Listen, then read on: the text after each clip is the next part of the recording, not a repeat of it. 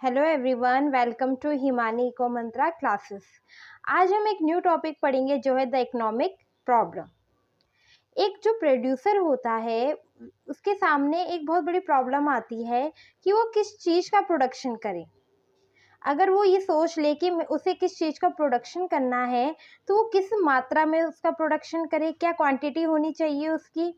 और अगर वो ये भी डिसाइड कर लेता है कि किस क्वांटिटी में उसका प्रोडक्शन होगा, फिर उसके सामने एक बड़ी समस्या ये आ जाती है कि वो किसके लिए प्रोडक्शन करे।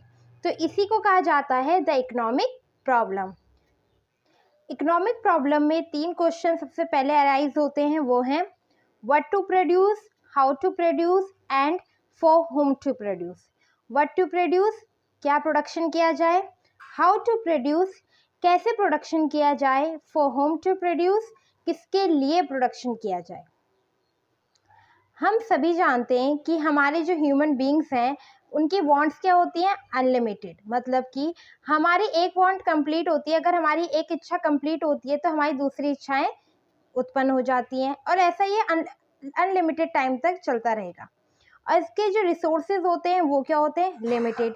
मान लीजिए हमारा मन है, हमारी वांट्स है कि मेरे पास एक 10 लाख की गाड़ी हो, पर आपके पास जो पैसा है वो 2 लाख रुपये है, मतलब आपके पास एक लिमिटेड रिसोर्स है।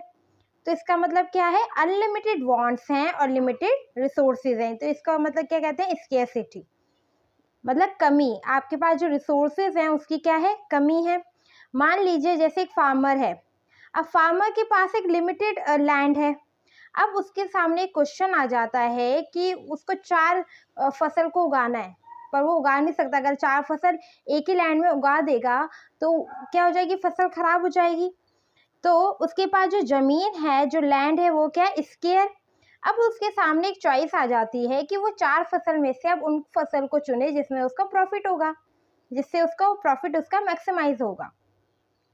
वैसे ही अब चॉइसेस आ जाती है, कोई भी प्रोड्यूसर है उसके पास चॉइसेस आ जाता है कि what to produce, how to produce, for whom to produce, किस चीज़ का प्रोडक्शन किया जाए। एक प्रोड्यूसर हमेशा अपना प्रॉफिट मैक्सिमाइजेशन सोचता है कि मैं हमेशा प्रॉफिट कमाऊँ, लॉस तो कोई सोचता ही नहीं है। हाउ टू प्रोड्यूस, आप लेबर लेंगे या आप मशीन का प्रयोग करेंगे या दोनों का प्रयोग करेंगे, इसके ये भी एक क्वेश्चन होता है। फॉर whom टू प्रोड्यूस, मतलब कि आप गरीब लोगों के लिए प्रोडक्शन कर रहे हैं या अमीर लोगों के लिए, मतलब आप इनकम के हिसाब से आप डिस्ट्रीब्यूट करते हैं, तो वो चॉइसेस में आता है।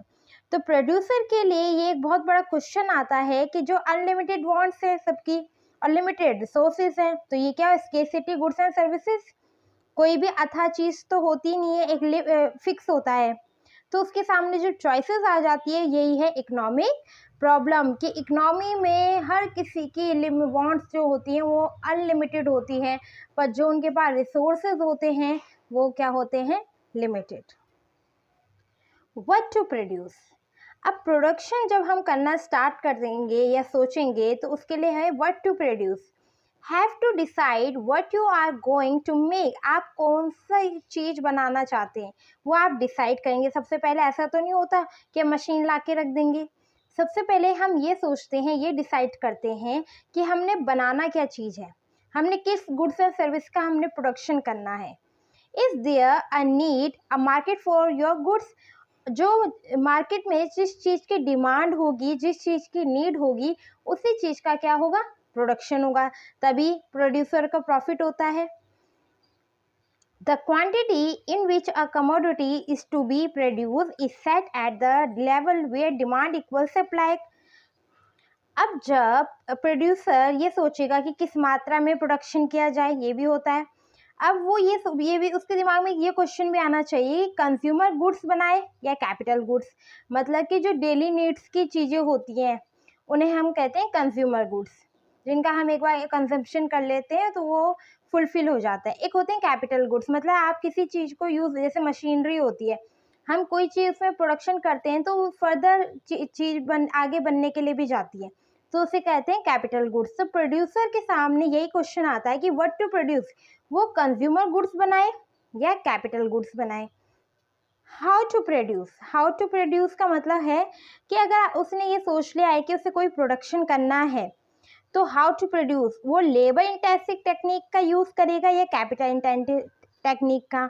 लेबर इंटेंसिव मतलब कि आप लेबर को यूज़ करेंगे, जब आप कोई प्रोडक्शन कर रहे हैं तो आप ज़्यादा मात्रा में लेबर लगाएंगे। अगर हम लेबर लगाते हैं तो बेरोजगारी, जो अनएम्प्लॉयमेंट है, वो कम होता है। अगर आप कैपिटल इंटेंसिव टेक्निक, आप ज़्यादा मशीनरी का यूज़ करते हैं, इसका मतलब है आपकी फिनिशिंग अच्छी आएगी, एफिशिएंसी बढ़ती है, कम समय में ज़्यादा प्रोडक्शन हो पाता है। तो दोनों ही टेक्निक्स डिपेंड करती है प्रोड्यूसर पे कि वो किस चीज़ का प्रोडक्शन में यूज़ करेगा। फॉर होम टू प्रोड्यूस, किसके लिए प्रोडक्शन किया जाए। This decision is about who will receive the things produce. आपने जो प्रोडक्शन किया है, अब वो रिसीव कौन करेगा, ये एक बहुत बड़ा क्वेश्चन होता है। क्योंकि अगर बहुत बड़ी महंगी चीज़ है, 10 लाख रुपए की चीज़ है, तो वो एक गरीब इंसान उसको अफोर्ड नहीं कर पाएगा। इसका मतलब आपने जो प्रोड्यूसर है उसने किसके हिसाब से वो प्रोडक्शन किया है, रिच पर्सन के हिसाब से, उसने पुअर के हिसाब से उसका प्रोडक्शन नहीं किया है। आर लो इनकम वर्कर्स और रिच पर्सन, मतलब कि जिनकी लो इनकम है, अब वो डिपेंड करेगा जो उसके वो है एमआरपी है कि वो लो इनकम वालों के लिए है या रिच पर्सन के लिए है। टारगेट ऑडियंस मतलब कि जो आपका प्रोडक्शन है, आप किसे टारगेट कर रहे हैं, आप रिच पर्सन के लिए टारगेट वाला प्रोडक्शन कर रहे हैं या पुअर लोगों के लिए प्रोडक्शन कर रहे हैं। तो इसे ही कहा जाता है द इकोनॉमिक प्रॉब्लम। एक प्रोड्यूसर के सामने ये बहुत बड़ी प्रॉब्लम क्रिएट हो जाती है कि वो क्या प्रोडक्शन करे, किसके लिए प्रोडक्शन करे और किस मात्रा में प्रोडक्शन करे। तो इसे ही कहा जाता है द इकोनॉमिक प्रॉब्लम, बिकॉज क्योंकि हमारे पास जो रिसोर्सेज होते हैं वो हमेशा लिमिटेड ही होते हैं, पर जो हमारी वांट्स होती हैं वो अनलिमिटेड होती है। क्यों